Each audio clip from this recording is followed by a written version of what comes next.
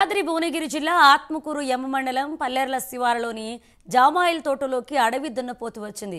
అక్కడే ఉన్న ఓ రైతు చూసి అటవీశాఖ అధికారులకు సమాచారం ఇచ్చారు.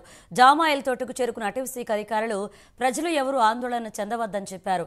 అడవి దున్నపోతును అటవీ ప్రాంతానికి పంపించే ప్రయత్నం చేస్తున్నట్లుగా అధికారులు తెలియజేశారు. చుట్టుపక్కల గ్రామస్తులు రైతులు జాగ్రత్తగా ఉండాలని అధికారులు సూచించారు. పల్లెర్ల గ్రామంలో గార్ ఇండియన్ బైసన్ని ఐడెంటిఫై చేయడం జరిగింది.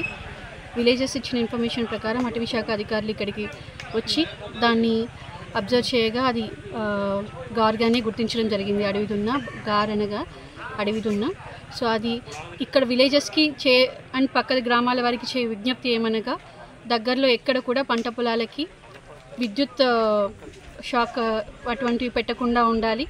And at the same time ఆ యానిమల్ మూమెంట్ని మేము 24/7 ఇక్కడ ట్రాక్ చేస్తున్నాం కాబట్టి ఎవరూ భయపడాల్సిన అవసరం లేదు.